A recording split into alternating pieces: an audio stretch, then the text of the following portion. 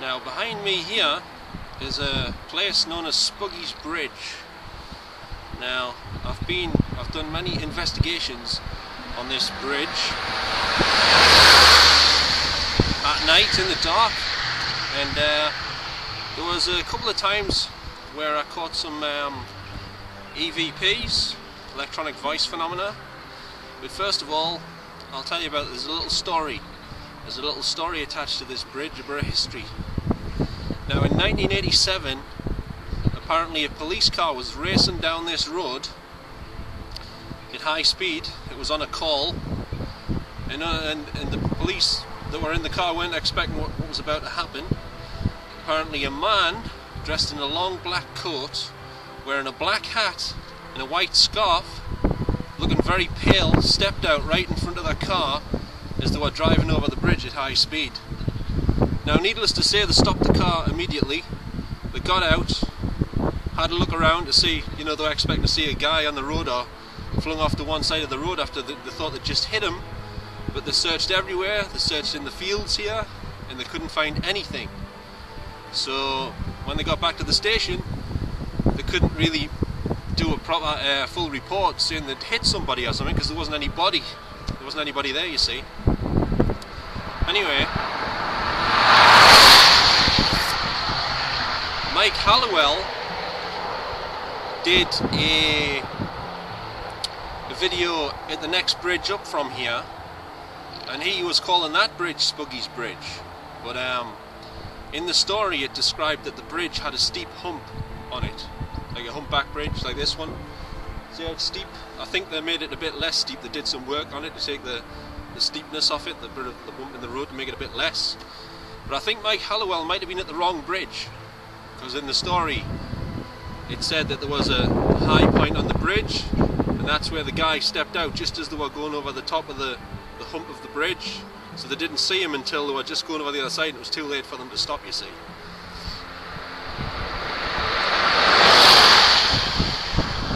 Anyway, I just thought I'd tell you about this bridge.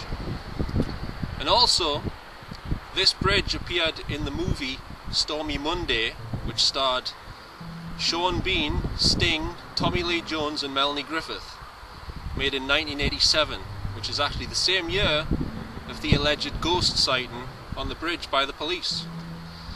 And in the scene that they shot on this bridge, it was actually a car accident that they were filming, and back then this road had two-way traffic, and now it's just one way. The cars just go that way, as you can see here. Anyway, I think that's pretty much covers that.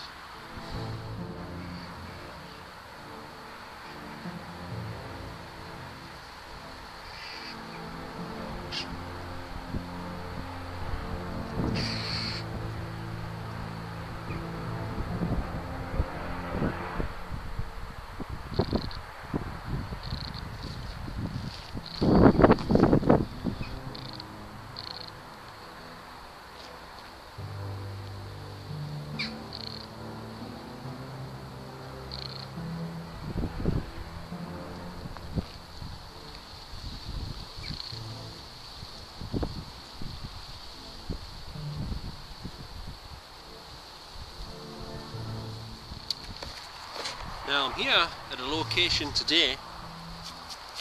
This location where I'm sitting, and it's now starting to rain, goddammit. This used to be an area where a place called the Coke Ovens was, Moncton Coke Works. And I've often come here up here in the night time and recorded a lot of EVPs.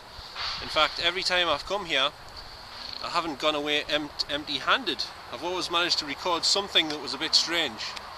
you know, that sounded like voices and stuff answering me questions and stuff. Anyway, I think it's probably a bit too windy here today to try and record some EVPs, but I suppose I could give it a try. But it is starting to rain.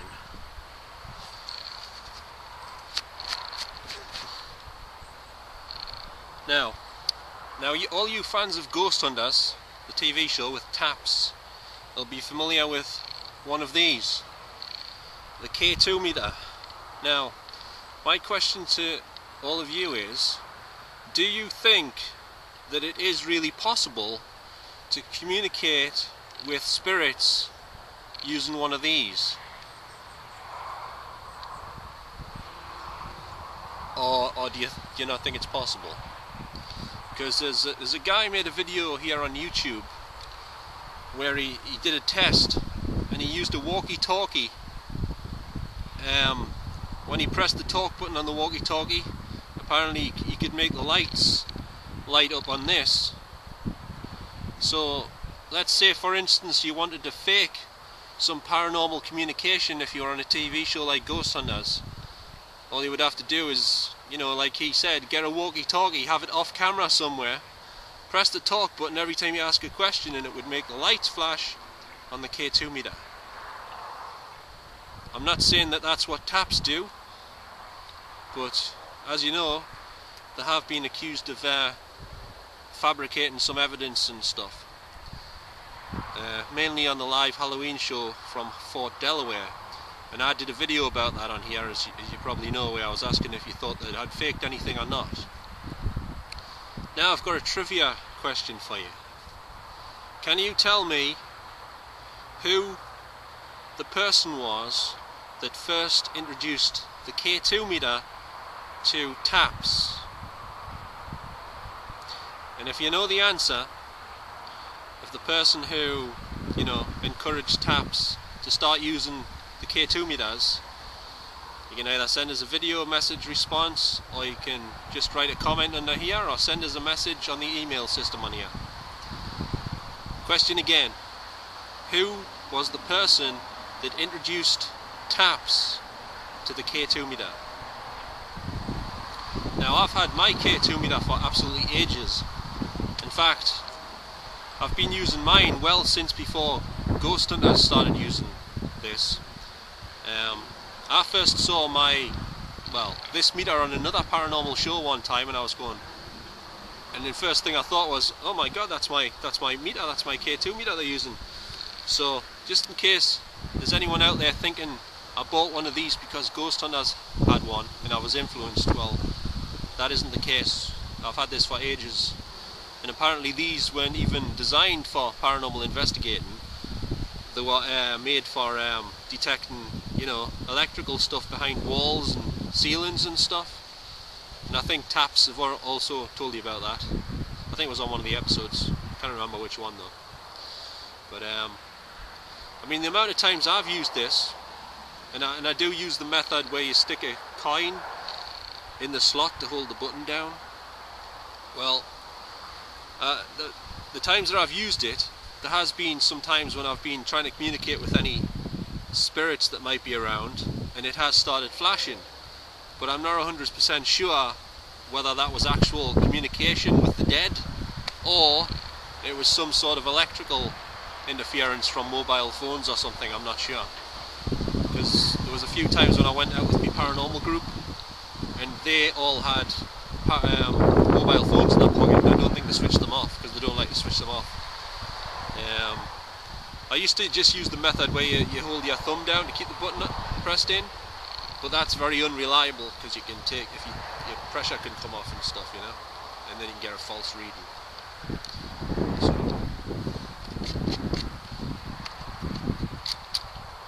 So I would recommend anyone out there to stick a coin in the slot to hold the button down.